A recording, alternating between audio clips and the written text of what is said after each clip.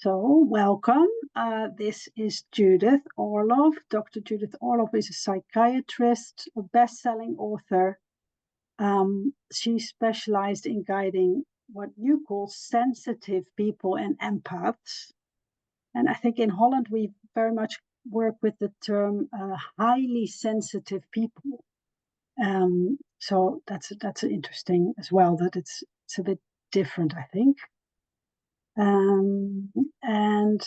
What's special about the way Judith works is that she integrates the scientific side and the medical side with the spiritual and the intuitive side of having feelings, being a sensitive person.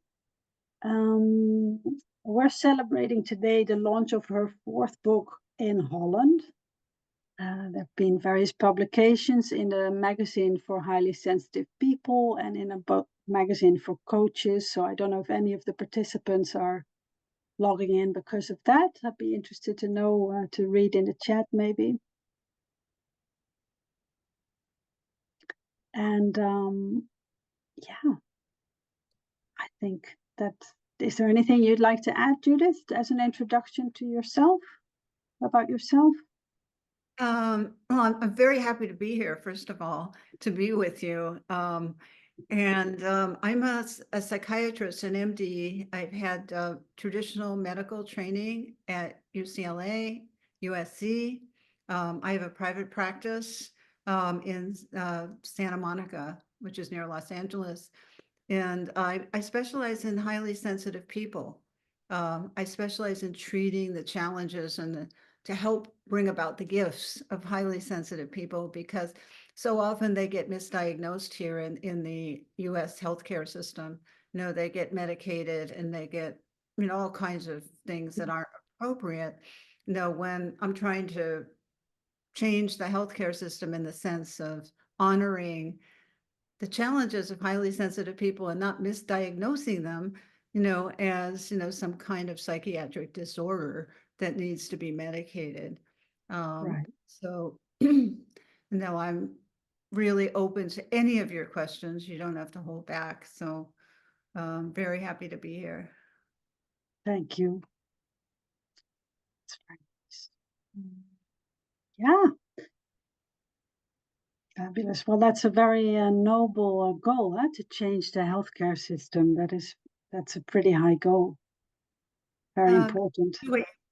You know, little by little, Yeah. I feel to do it. So each patient by patient, every talk I give in hospitals, you know, every time I give workshops for healthcare practitioners, it's little by little by little, the change is happening.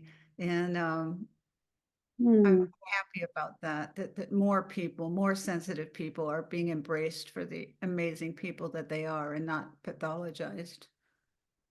That's nice. Thank you. I think the first question about the book is to ask what motivated you to write this book? Good question. I was motivated to write the healing power of empathy because I believe that empathy is the medicine the world needs. And it's the medicine we need in terms of how we treat ourselves, how we treat our loved ones, how we treat our friends. And to bring that element of empathy in trying to feel where someone else is coming from into the equation. And without that, the world can be a pretty troubling place, as we want to have empathy for each other. You know, I want to have empathy for you. I might not agree with you. I might not even like you, but I can have empathy from where you stand and make a decision. You know, this isn't somebody who I want in my life, but you treat people with respect, and empathy does that. You know, it really does. And it's a big chapter that's important to me in the book is self-empathy. It's treating ourselves with empathy, because I know as a therapist, you know, I've talked to many therapist friends over the years, it's much harder to have empathy for yourself than it is for your patients. So, you know, to learn the art of treating yourself well. and being kind to yourself in the most trying of situations. Yeah. Yeah, because the first part of your book is called Healing Yourself. Is that also what you're referring to at the moment? It's healing yourself, and then it goes on to healing your relationships and then bringing empathy into the world. So I wanted to incorporate all of those techniques. And I want to say this book is full of actionable techniques on how to bring empathy into various situations. Now, how do you bring empathy into your own life with self-empathy? How do you bring empathy into the situation if you're a caregiver and you're taking care of a loved one? Now, how do you take care of yourself and show empathy for yourself as well as another without burning out? How do you bring empathy into work when you have difficult coworkers? The chronic talker or the Yeah, drama. you're right about that as well. Yeah.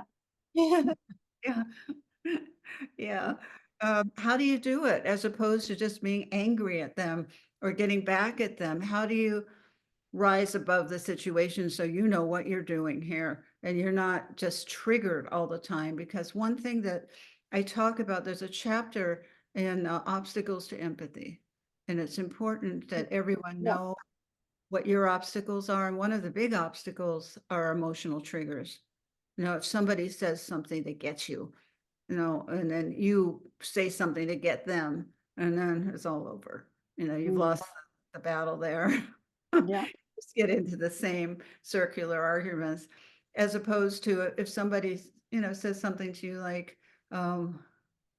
this is something that somebody said to my patient. I don't see how you can, go to work and take care of your child and be with your spouse. I don't see how you can do that. And you can react saying, I don't think you should criticize me. Who are you to criticize me? Or you could just say, I'm doing really well, thank you. And I'll give what you say some thought.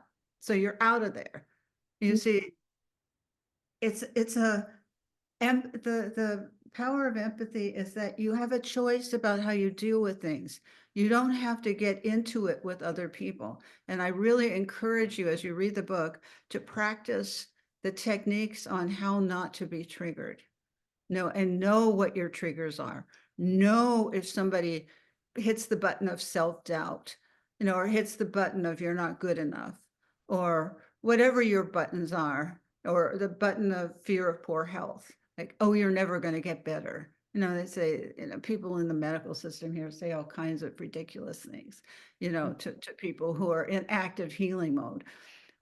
So you want to find a way to prioritize empathy, which is trying to understand where someone else is coming from, accepting where they're coming from. This is where a lot of people go wrong, because they have higher expectations of people than are necessary or that are warranted.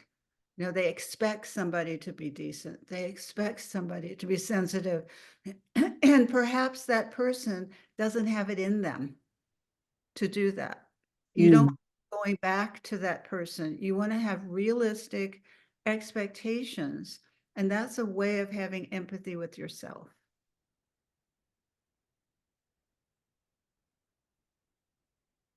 Because implicit in what you're saying is that not everybody's decent and nice. No. There's a chapter in the book on narcissists, sociopaths, and psychopaths. Yes, I wanted to ask a question about that. Yes, go forward. Yeah, it's because you really made a point of putting a chapter in about how to protect yourself or how to recover from those people. And is that also because empathic people are more drawn to characters like that? Or Some are. There's a percentage of empathic people that are drawn to narcissists in order to fix them and to heal them. It never works, by the way. I won't say never. 99.95% chance it doesn't work. So it's not a good endeavor. But empaths or highly sensitive people get drawn into these relationships because narcissists present themselves differently in the beginning. You know, they seem nice, they seem caring, they seem to have empathy. Oh, how are you feeling? What are you doing? You know, and this is just short-lived in the beginning, but the minute you don't do things according to their plan, they become cold, withholding, punishing, gaslight you. It's a whole syndrome. So I put this chapter in the book so you could learn how to diagnose narcissists. And you're not just putting your head in the sand when you meet this incredibly charismatic, charming person who's trying to draw you in.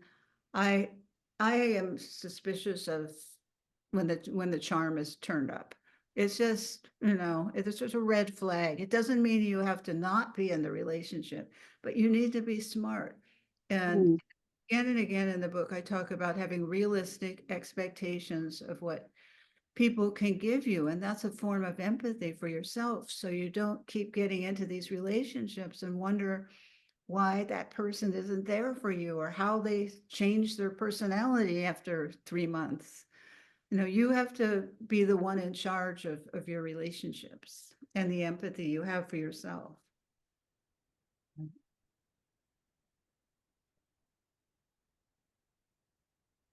I wonder, shall I keep going asking questions, or do people from the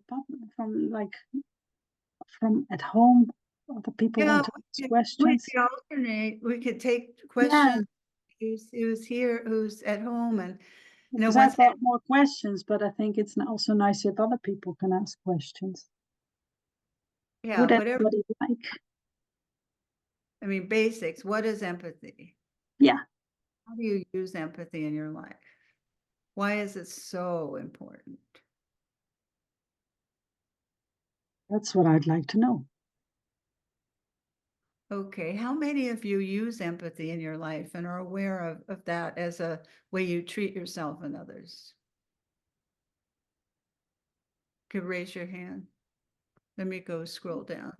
Can we raise hands with a button? There's a lot of people who are not on video, so I don't see their hand. No, I can. We can put it in the chat, maybe. Yeah, you could put it in the chat or raise the virtual hand. Do you know how to do that? Yeah.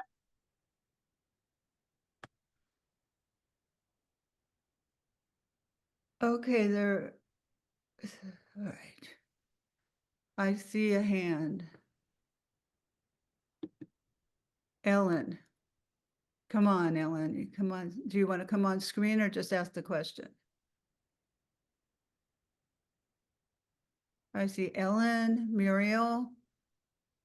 Ellen, can you come on? Yeah. Oh, great. Hi. I'll put her the. As my, where are we? I don't know why it comes to me to say, when I try to be funny, it never works. So I'm just going to say what my grandfather used to say. I don't have my makeup on right now. I'm sorry. So thank you so much. I want to thank Samsara Books and everyone involved. I'm in New York. And Judith, I just can't even put into words, really. I'm 70 years old. I just found out maybe 2 or 3 years ago I'm an empath. My question is, as you said, empaths often use food to help with their emotions, and I'm in OA back and forth. I'm in OA steadily now, and I'm going to be sponsoring. The last time I sponsored, and I know this may be TMI, but bear with me, it was really too much for me. The woman had a lot of trauma. Now I'm up for sponsoring again, and I'm trying to work on getting the shields and all sorts of the techniques, but I never seem to be able to do it the right, sufficiently. And I'm wondering, I'm surely going to keep trying, and it's not a all or nothing thing, but do you have any other ideas? And I'm going to mute myself if that's okay, or I just want to ask you one question so I can be clear. Are you talking about in recovery programs? Yes, and Overeaters Anonymous. Okay, in OA. Okay. All right. Good to know. Well, one of the necessities, if you're a highly sensitive and empathic person, is to learn how to set boundaries with people. And if you're sponsoring somebody who has lots of trauma, you have to define what your goals are with the person. And my suggestion would be to just focus on the 12 steps and you're not the therapist. So you're not going to help her. She should go to a therapist if she needs to have help with the deep trauma, as that isn't your role. And so I think if you're really clear about that, that would be helpful. And you could work with them on the 12 steps and bring everything back to that. But have empathy with yourself, because I think you're a really curious, loving woman. And you will ask a lot of questions. And so I would like you to recognize the limitations of that at times. You don't want to bring out too much in somebody too quickly, especially if they have a lot of trauma, because it's all going to come on you. All right. And you could preemptively make a decision to go slow with the person. You're so eager to get in there and help people. Just go slower, be more superficial, help with food plans, help with concrete. Okay, got it. Okay, but that's a way to have empathy with yourself, because I think sometimes you jump in and you get more than you can handle. And then what do? There's this whole emotional storm coming, and it's harder to backtrack at that point, as opposed to you being clear as a sponsor what your goal is, maybe the first month, and then keep redefining that. Thank you. You're welcome. Thank you. Nice meeting you. You too. Just by the way, people hold themselves in a certain way where they move forward, and they're very empathic, and they give off empathy. Empathy is an energy that you can feel. And so, it's something you want to be attracted to, and it's something you want in your friends and in your family as much as possible. You want to have it in your everyday interactions, because you want to show kindness to yourself. In this book, I'm proud to say that I have a foreword by His Holiness the Dalai Lama. And this is a big honor for me. And I know well that the Dalai Lama values empathy and compassion very highly as the traits that could change humanity. All right. And that's why I sent the manuscript to him, so that, if he felt moved to do it, he could write something. And he did. And it's a 1-page introduction. And it's very touching, but it's his deep belief in finding peace is to include empathy and compassion into your lives and into the way you deal with others. All right. If you don't think about that, you're missing a great asset, a great ally. It's a way of being kind to yourself. It's a way of being kind to others without being a doormat. You see, because many people feel that you're weak if you show empathy. And that's just not true, because I think the reason I wrote the book was to show that our paradigm of how to be a human being is shifting. And sure, you could be a disembodied head and just think about things and just stay in the cerebral world, but that's not going to get you into your heart. And maybe you don't want to come into your heart, and that's fine. All right. But this book is about coming into your heart.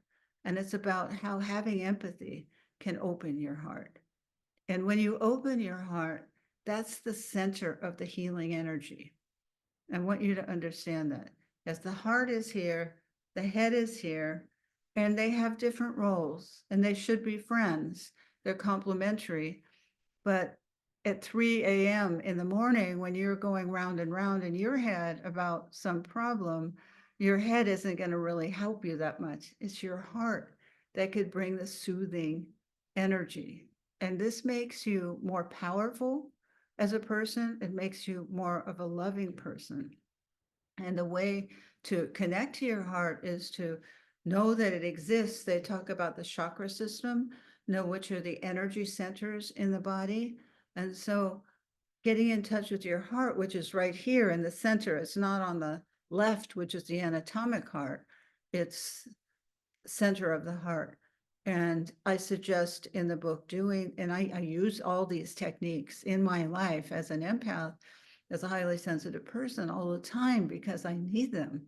And I want to be in the world a loving, sensitive person, but I also want to be strong and resilient and know when to say no and to have boundaries and, to know how to carry myself in the world as a sensitive person, because you need to have, general guidelines of what to do. Otherwise, it's too easy for sensitive people to be an emotional sponge and just go out in the world and absorb all the negative energy there, take it on, blame yourself, be exhausted, get chronic illnesses. All of that can happen when you don't, have some boundaries and some kind of way of dealing with being a highly sensitive person and the challenges and the gifts of both. As highly sensitive people, and I go through this, in the book, highly sensitive people come in different types, and empathy comes in different types. You can have cognitive empathy, which is where your head, feels empathy. It's like, I'm so sorry that happened to you. That kind of thing, but it's more of a cerebral, I'm sorry, which is great, but it's not emotional empathy, which is another part, which comes from the heart. And with emotional empathy, you feel what's going on with somebody else. And the reason this is good is because it gives you a deep connection to the other person. And if you're interested in relationships, if you're interested in depth, then this is something you do want to develop slowly if you're, let's say, a cerebral empath, cognitive empath, but you still want to learn to open your heart, because that's what's missing in this world. And empathy, I feel for what this person is going through, but I don't have to take it on. And that's the message of this book, is that you don't have to take on everybody else's troubles. That's not what being a highly sensitive person is about. That's not healthy. No, if I took on everybody else's troubles, including my patients, I wouldn't be able to do my work. It's not practical. You don't want to do that. Plus, it's not your job. And there are other kinds. There's cognitive empathy. There's emotional empathy that I talk about.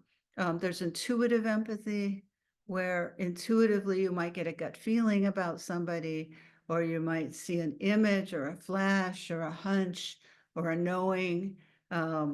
That some people are more intuitive empaths.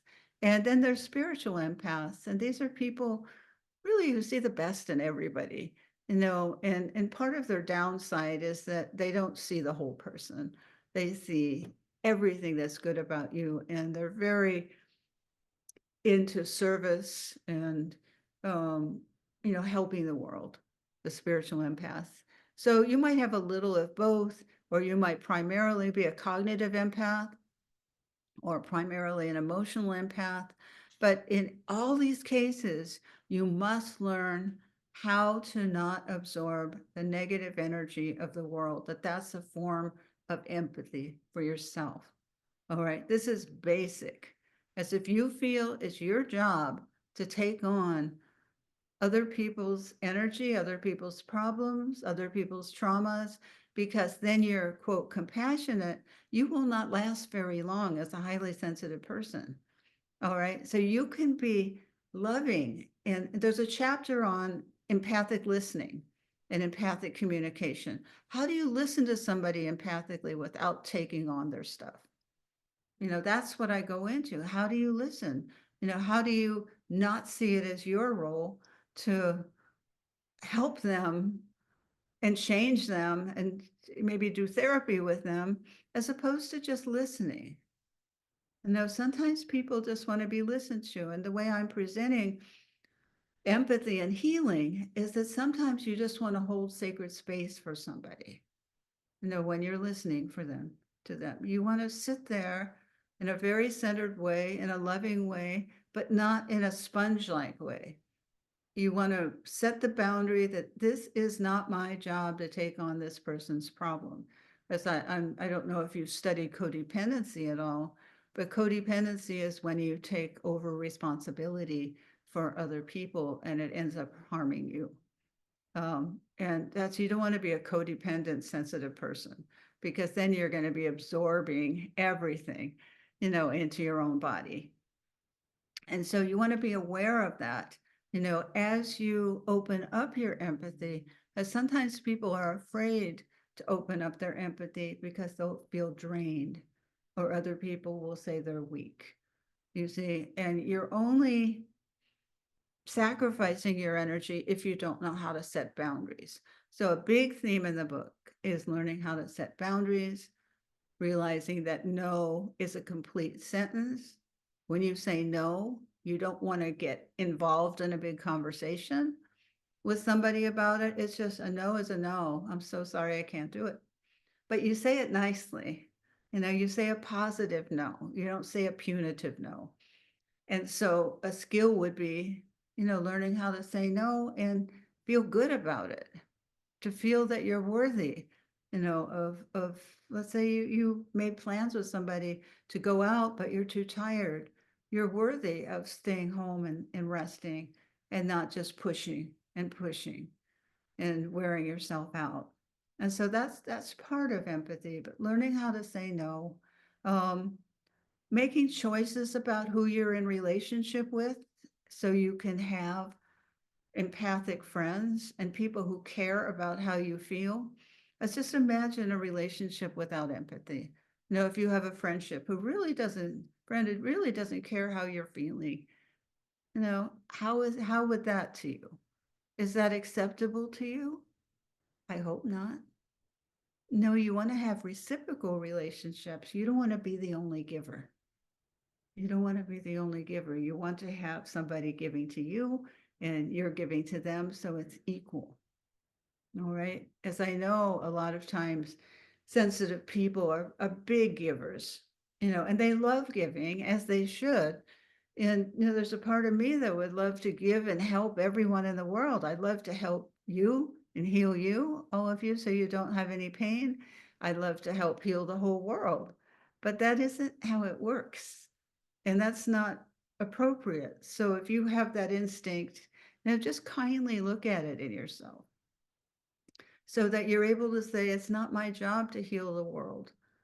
And when you go into the market and you, let's say you're an intuitive empath and you sense what's going on in other people and it upsets you, come back to your center. It's none of your business to tune into strangers. It really isn't. You know, just to keep your eyes on yourself, do what you need to do for you in a crowded place, because empaths tend to, you know, get tired in crowded places, and they you know, they have a tendency to want to absorb or want to tune in intuitively to other people. So it's important to, as an empath, to learn how to set boundaries, to learn how to protect yourself, and to learn how to say no, and to be aware of your energy level.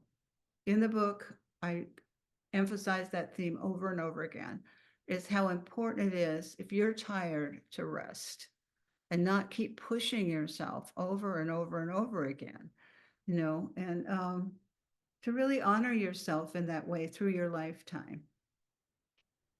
That was very interesting, Judith. Yeah. Thank you. I know from your previous book, there's another book where you have a tip for everybody for every day of the year, and with an affirmation. And I think a lot of what I've seen so far from you is also that you provide strategies for empathic people. How to survive, basically. Yes, and thrive. And thrive. Yes. Yes, Yeah. it's not about all survival. It's about enjoying. I want to say the gifts of sensitive people, you want to connect with others. You want to have close relationships. You're intuitive. You love nature, love walking around and being, with the animals and the plants and the trees, and you might love the ocean and the moon. And you might prefer socializing in small groups rather than large groups, which is Yeah. perfectly, yeah. Yeah. And it sort of made me think of this. Yeah, if you could give one example of how sensitive people can protect themselves from, yeah, taking on the world too much by one specific strategy. I Well, mean, of once, course, it's all in the book, but just if you could say something about that. yes, I mean, so many empaths write me, and my empath patients is I have a private practice that is a Zoom practice as well. So many people say, I just feel hopeless with the world. I feel like there's nothing I can do, and it's just falling apart. And there's so many scary things happening, and yet they keep watching the news, and it's not a good thing. The world is going through tumultuous changes right now, and all you're going to get on the news, or most, is bad news. So you really want to have a life apart from the news. You don't want to focus on that as much. You have to drag yourself away from that. And, maybe look at the headlines. You have to have a life that isn't about what these, people are doing. And there are a lot of narcissists in the news right now. So you could learn from that, Right. and narcissists operate, because they all do the same, they're the same. They don't really care what other people feel. It's all a negotiation. Right. So just for you to learn, I That's look a at, strategy. Yeah. say again? That's a strategy to be less involved with the news. Oh, yes, and turn it off, but have a life. Don't turn your life into a life of worry. Look at being in the now, and Hmm. look at the flowers. Look at this beautiful opportunity for us to be together now. In this crazy world, we can come together internationally and talk about empathy, and to be very grateful for little things, Yeah. empathy, the tiniest of things, just everything around you, and to be grateful and to try and find what there is to be grateful for, instead of worrying, complaining, um, and being obsessed with what's negative, as opposed to also seeing what's beautiful and positive about the world, and being a person who generates hope, not fear. And Right. we all have to deal with fear. I mean, this is just something human beings have to deal with, but you don't want to spend your life devoted to dealing with fear. And if you see something horrible happening on the news, you don't want to dive into the belly of the beast. You don't. It's not going to get you anywhere. It's Yeah. just, it's not good for empaths. You must, maybe say a prayer for the person or the event, and then go on with your life. Most Right. I wrote this book to help you with your life. I mean, we can help the world, but if you're around, let's say, a drama queen at work, and what drama queens do is kings, they go on and on and on and on and on.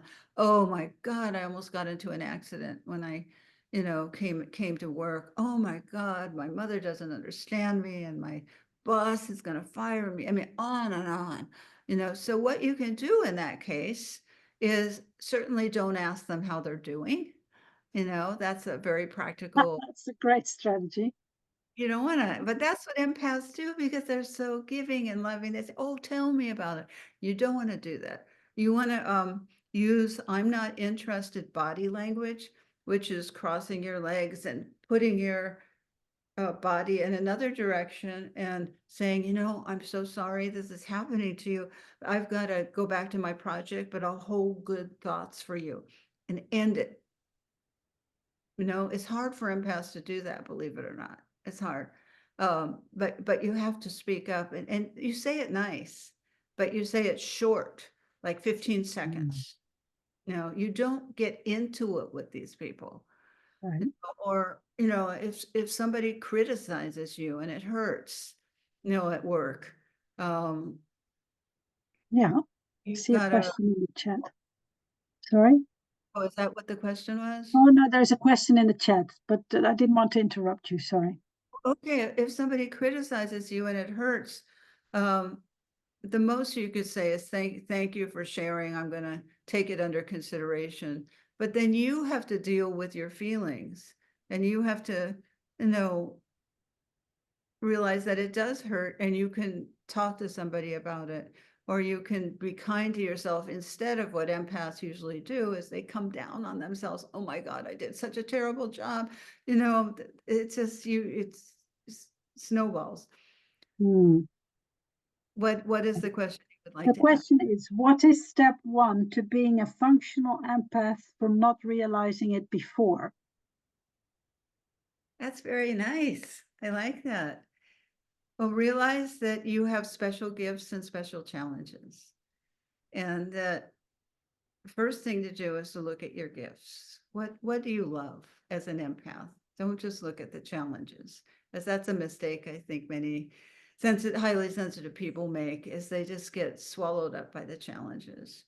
And you have to look at how sensitivity has served you. What does it bring you a deep connection with animals? Does it bring you a connection to nature? What are some of the pluses of it? And then I would write down the challenges of it. And being an empath and having empathy can be both the same thing. It doesn't have to be, but it can be both the same thing. So you need to learn your relationship to empathy and how to have empathy for other people, but don't sacrifice yourself. And, learn the strategies of setting boundaries and protecting yourself. You can put up a shield, visualize a shield all around your body, of white light or pink light, whatever but it keeps, it's an invisible shield that you erect, and it's a visualization, and it literally keeps somebody else's negativity or hate at a distance, and it bounces off of you. You have to try it to see it. Not all people like that technique, but a lot of people do. And I know I have therapist friends who use it if they're, around a really destructive patient, and it's hard for them to deal with, or if someone is raging, which is very, it hurts a lot for sensitive people to be around ragers. It's you have to have a philosophy about what to do in that case. So it's unacceptable to be around ragers, because it's very painful to sensitive people if you're around somebody who's raging. So I have a rule in my house, and this is an answer to your question about what to do. I have a rule. There is no raging in my house. It's not allowed. I don't allow it. I can't take it. If somebody starts raging, I once had a friend, we were going to go out to dinner, and I was waiting for her to get off the phone, but on the phone, she was raging at the person, raging. And it was, as an empath, sensitive person, it was showering all over me.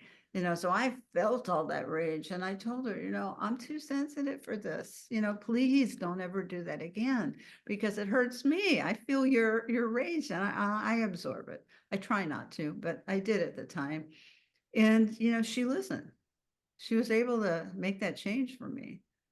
I mean, not that she did it a lot, but she did it that one time, and it felt horrible. You see, most people won't speak up or say anything if they're raged at.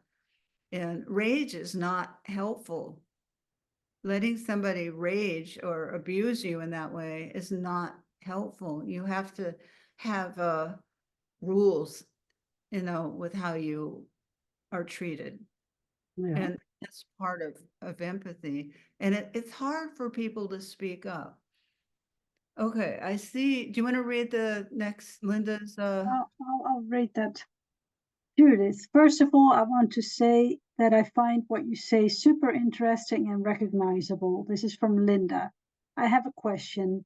I have a very good friend, she is the sweetest, who is going through a difficult time recovering from an eating disorder. This has been going on for a number of years and will probably continue for years to come. How do I take good care of myself in this? Because I'm very closely involved with her. We are in daily contact. And I will also play an important role in her recovery in the coming period. Oh, okay. Well, I assume from that is that she's in recovery. And if she's in recovery versus not being in recovery, it's a whole different situation. What does it say? Is that clear? Yeah, who's going through a difficult time recovering from an eating disorder. So just if you, Linda, if you could type, oh, there's a new message. Yes, she's in recovery. Okay, all right, that's good. So you can refer her back to the recovery method. And if she's in OA, I assume she's maybe in OA. I hope she's in a 12-step program because it would really help her. Or if she's in a hospital program, you don't be her therapist. It's the worst trap in the world to become a friend's therapist who's going through something like this. All right. And so you can have empathy with her and you could listen to her. Don't listen too much though. Like don't listen hours and hours and hours. That's not your role. That's the role of the therapist. So you have to find a time limit that feels comfortable listening to her, and encourage her strength. Have empathy with what she's going through, but don't take it on in your body. Breathe it out. Go into a bathtub or go into a shower and let the water wash away, some of the energy of the interaction, because you're at risk for being overwhelmed by this, because this was brought up before by Ellen about, how do you work with people, who are going through a lot and not take it on, and so it's important not to be an over helper. I would go right to the chapter on healthy giving in the book. I think it's most relevant to you, and learn what it is to give healthily and learn what unhealthy codependent giving is. And you've got to memorize that and you've got to practice that. And if there's a part of you that feels you're not being compassionate unless you give 200% all the time, you have to reevaluate that in yourself, because that's not helpful to the other person. And it's certainly not helpful to you. And so I pick up that you love this person very much, and the person is important to you. But you've got to dial it down a little bit with her. This is her, or it's a woman or a man. I assumed it was a woman, but anyways, you've got to dial it down. It's this person's work to do. It's not yours. So you've got to really know that you're separate from this person, and don't get too sucked up into her dramas and her pain. But you can hold space for her and maybe practice some principles in the book, maybe practice some exercises together, in terms of holding sacred space for her. And how does that feel to her when you do that? Yeah, that's a possibility, but just don't get too carried away with you being the therapist or the healer here. You can be a friend. A friend is different than a therapist or a healer. Okay, hope that helps. In the book, especially the third part, healing the world, intrigued me, because I was familiar more with your how to protect yourself as an empath. Yeah, but that was a bit new for me, the healing the world. So if you could speak a bit more about that. Okay, yes. I mean, the whole concept of empathic leadership is what I write about. Is how do you, how can the world have more empathic leaders, versus the narcissistic leaders, which is a whole different story. Can you be an empathic leader? And you know, I know there's some organizations here in the US where they really do practice that. And it's a way of increasing innovation in the workforce, because when you're an empathic leader, you value what people say. It's not just you do what I tell you to do or else. No, it's what is your take on this project? Let's say you're, you know, creating something on the internet, or you're creating, you know, you talk to all the coders about what they're want to do here, and you include, you know, what's going on with your whole team. You know, you value it. You want to show people that they're valuable at work, because that will increase productivity and it will make for a happy workplace. If you're just a tyrant, a narcissistic tyrant, telling people what to do and threatening their job if they don't do it exactly the way you want them to do, it's not going to make for a happy work environment. They're going to be frightened coming into work. They're not going to be able to tap their creativity. And so it's important to be empathic and strong as a leader. No, it's doesn't make you weak, but you're empathic and strong. You can say no, you can say, I don't think this is a good fit for this project, but thank you. You know, you can be a lot more inclusive, you know, if you have empathy. And it doesn't mean over feeling, you know, and it doesn't, Yeah, that's you know what I mean?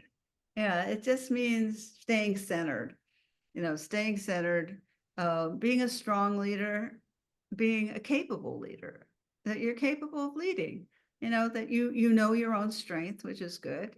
You know, your people skills. As empathy gives you people skills. As I'm telling you, what people want is they want to be seen, they want to be heard, they want to be valued. That's what most people want. And that's yeah, what, so if you simplify it, just remember remember that.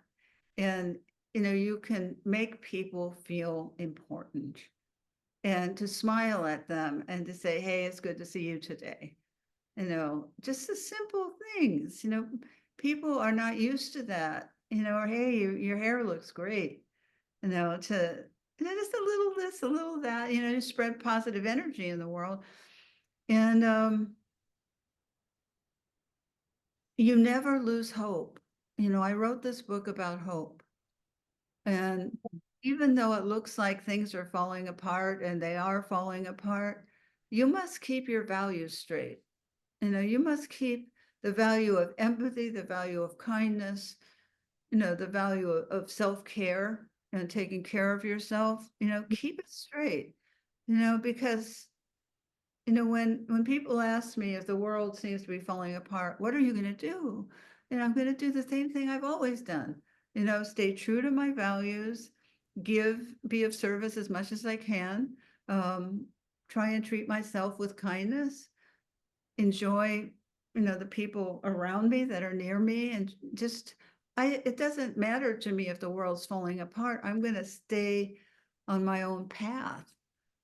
And so you don't want to be too discombobulated when all these things happen in the world. I mean, it's true. All these things are happening, you know, it's true. However, don't let it throw you off. You see, the more people can stay together and true to their own values, you know, the more you shine the light, you know, the little light flame goes on, and other people who are lost can see the light flame, and their light flame goes on. So as you can see, I believe in this very strongly. yes. All I right. hope.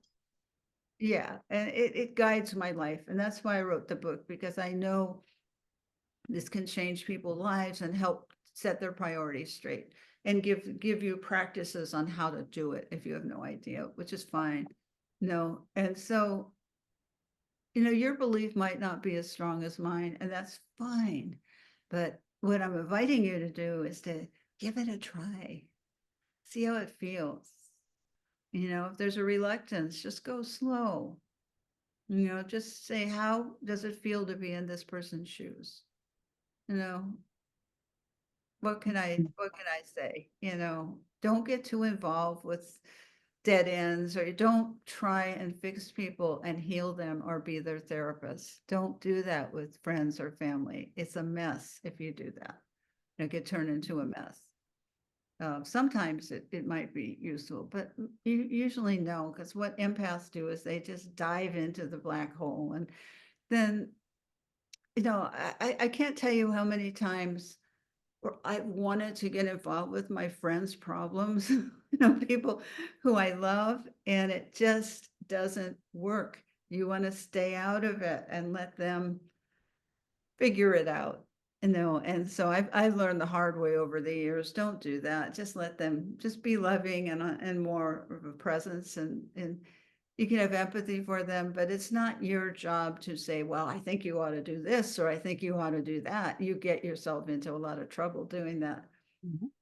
Just a warning, empaths sometimes can't help themselves because they want to help, and it's a good motive, but it's not a practical motive, because it will backfire a lot of times, and it's not helpful. A lot of times people ask for help. This is the tricky part, but they don't really want it.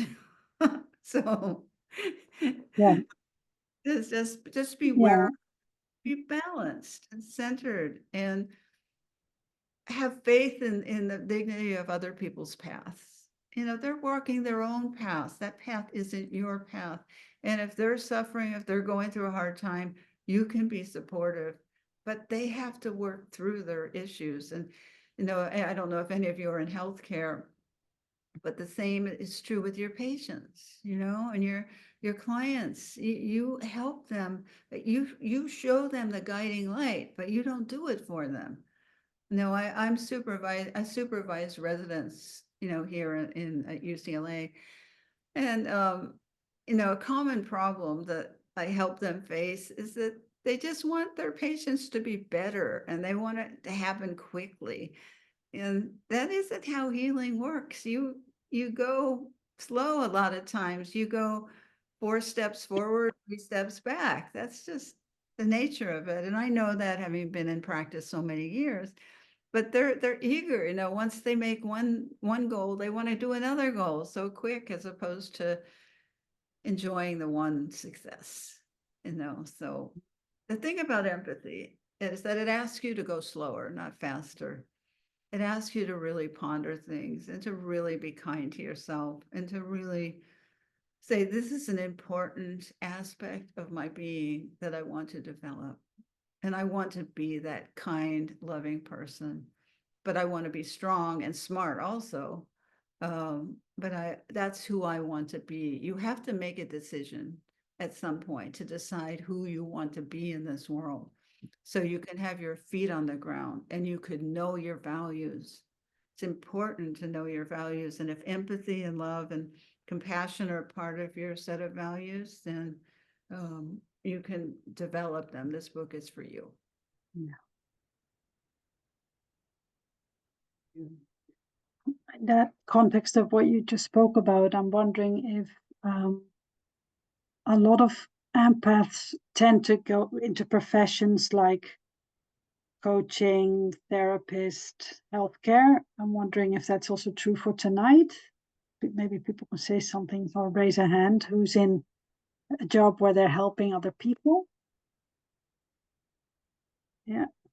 Oh, Miriam, do you want to share a little bit about your job and health and empathy? Yes, I was a nurse, but I get burnout. You are working. No, not Not burnout. burnout. Yes. Okay. But are you taking care of yourself?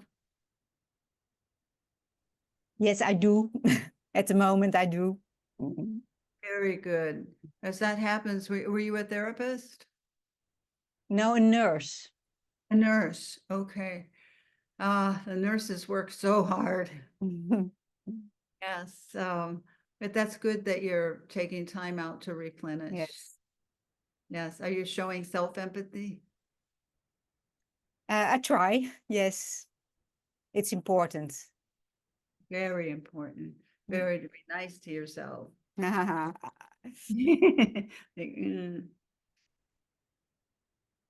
Okay, thank you, Muriel. Any other people in healthcare?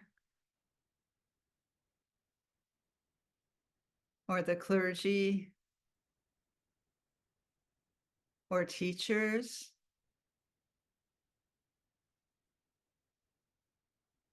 You're a teacher?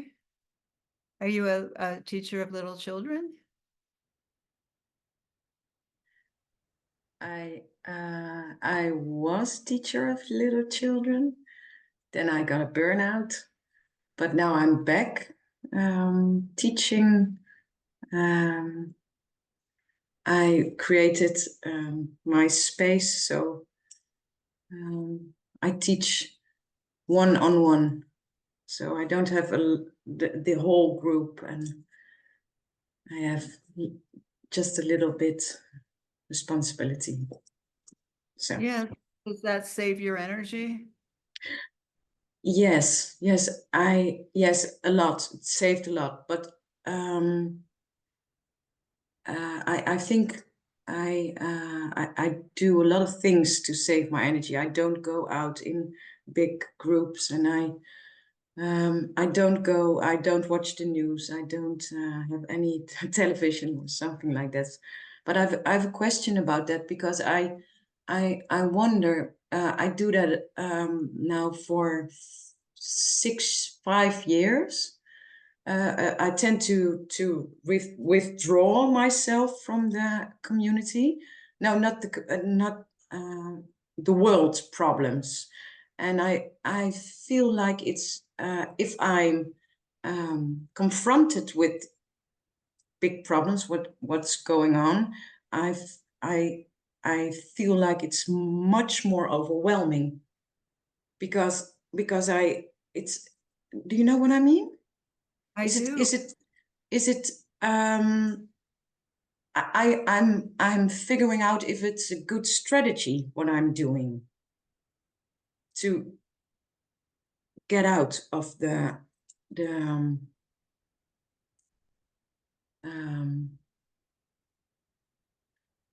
rat race. Yeah, the rat race. It is a rat race, isn't it? Yes. Yes. This is where your intuition comes in. No, if you're feeling better and healthier and your mind is more at peace without it, for now, I would stick with your plan right now. But there may be a time where you might be up for just a little bit, like maybe 30 seconds of news a day. Yeah. Yes, maybe. And if you find that it hurts you or it's distressing you, go back to your old plan. Okay. You know, what would your purpose be of listening? Well, I feel a little bit guilty, because there are so many problems in the world, and I know I can't solve them, but I feel like I'm putting my head in the struisvogel. I don't know how you call it in English. I put my head in the sand, so I don't hear and see the problems, but there still are problems, and that's I think I have to protect myself for some reason, but I feel guilty about it. Guilty. Yes, I do. What are you guilty about? Maybe I can help in some way. Well, maybe you can in the future, but I think your energy level went to a point where it really needs to be replenished and honored. It's okay to go through phases where you stick your head in the sand. You know, I think that happened a lot in this country, you know, recently, where a lot of people are just, I've had it, you know, and they just want to rest. And that's fine, you know, perfectly fine. But you know, if you want to be of service to the world, you can do it in a small way. You don't have to do it in a large way. But one thing you can do now, which won't drain you, is to send empathic heart energy to parts of the world that are suffering. You know, Yeah. when you sit in your meditation and, you know, do the heart meditation that's in the book, and you send it, just ask to send this energy to those that are suffering. And this will not drain you. This No, will, that's metta. Yes, you can do that right now. thank you. Yes. Yes, I mean, my view on the world news is that you do what your destiny demands of you, basically. You know, if you want to get out there, and, you know, I have patients who are activists who are, you know, right out in the worst of it, and they want to be there, and it's rough being there, but that's what they want to do. But that's not for everybody. You know, it's if you're drawn to do it. One thing I focus on in the book is I write about intuition as well. And that's the still small voice inside that will tell you the truth about things.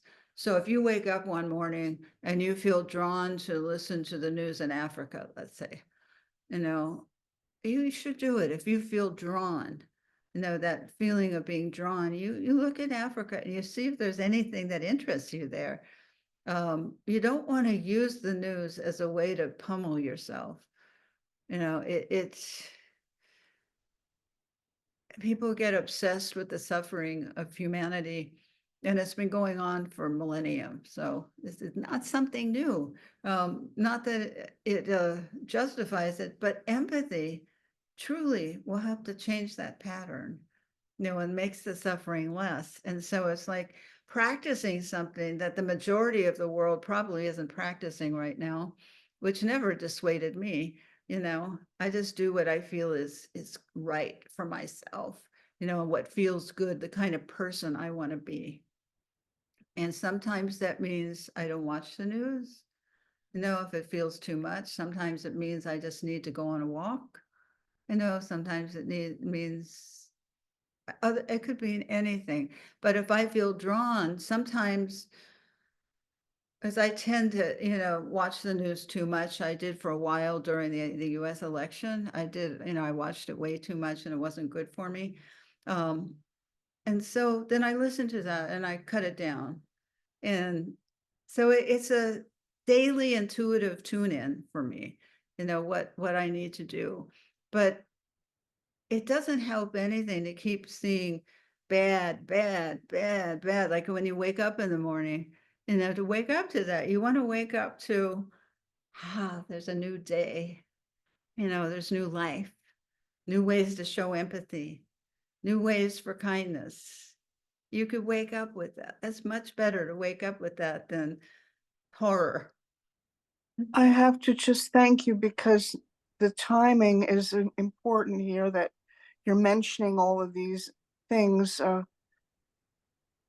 And I just thank you so much, because I feel in a lot of ways I'm so alone. And when you're saying, oh, keep going, you know, it's wonderful. Now that I'm older and things have changed a bit for me, I find that my intuitions and my empathic gifts are even stronger. And sometimes they're actually overwhelming. I can't believe how many synchronicities I'll have like in an hour. Things like that. That's a lot. Doesn't happen all the time, but I have synchronicities pretty much every day, and I'm connecting them and I'm learning. So I just think it's wonderful. I love being an empath. Now I realize it's actually hard. So I'm glad that I'm listening to you and I'm learning about, really, it's okay to take care of myself. I used to think everybody had these things going on, and they don't. And so I like that you mentioned about protection. Actually, this is actually going to be a new thing for me to do, and I'm looking forward to it. And to be repetitive, I apologize here, but honestly, I just can't thank you enough. Thank you. You're welcome, Ellen. It's so nice to meet you. It's such a pretty cover, isn't it? I love all the circles there. It's beautiful. Okay. pass on your compliments for the cover to the designer. She wanted to join tonight, but she recently had a baby and she couldn't make it. But yeah. Okay, Linda has another question. Okay, great. Linda, do you want to turn your microphone on, or can I read your question? I have another question, if no one else has. How do you recognize the difference between charisma in the beginning of getting to know someone and real empathy? Oh, that's such a great question. And it's so important because the narcissists can bowl you over and love bomb you, with faux empathy. And so the way you know if it's real empathy is that you test it out and you provoke a small conflict, such as, I'm so sorry I can't go with you to your event tonight because I need to, be with my students. The minute you don't do something their way, they become irritated, cold, withholding, punishing, unavailable, gaslighting. So it's good to test narcissists out. I mean, because sometimes people can have charisma without being a narcissist, it's just who they are, but charisma is so common in narcissists. They know exactly what to say to reel you in. And, oh, you're the most wonderful person in the world. And I'm so sorry people don't appreciate what you're doing. And, I know things are going to work out, really supportive, and oh, you look so beautiful tonight. And, really turning up the charm, like way up, way up. So if you encounter one of these, when I do it, because I realize some people can be just regular people or not narcissists, and they're just very charming. The British tend to be very charming, and it's not the same thing. But Americans, not so much. They're not, I mean, they can be narcissistic charming, but they don't, I don't know, they're not as the British, I take a taxi cab and the guy is charming and helpful, and so that's nice. But you provoke conflicts. That's the way, and you just see how the person responds. See how the person responds when you're not available for one night, or you're not going to go along with their plan. Or you disagree with them. So you test it out and you'll see it becomes very evident quickly. But do it, like learn in the book, learn to diagnose a narcissist, know the signs and symptoms of a narcissist. If you tend to absorb, these energies, or if you tend to attract these people, it's very important that you're methodical about this.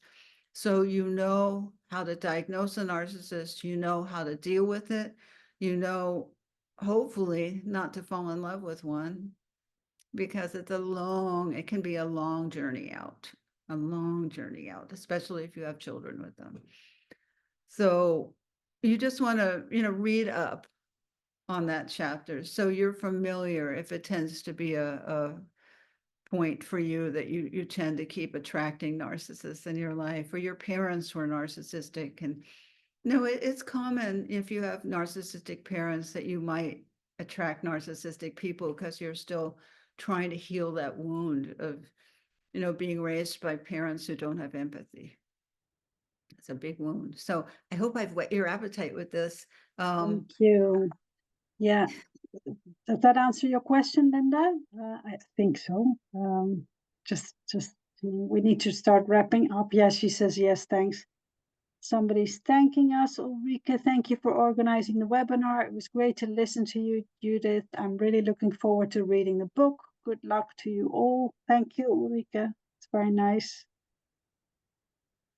Oh, thank you. I just really want to thank Judith for being here with us today. And thanks everybody for zooming in and being so attentive on this journey of making the world a better place through empathy. Yeah. Yes, I'm so happy to meet all of you, and thank you for your questions. Thank you for your presence. No, I've really enjoyed being with all of you, and I love the Dutch version of this book. It's just a magnificent version, and I hope you all enjoy it. I really do, and that you can apply it.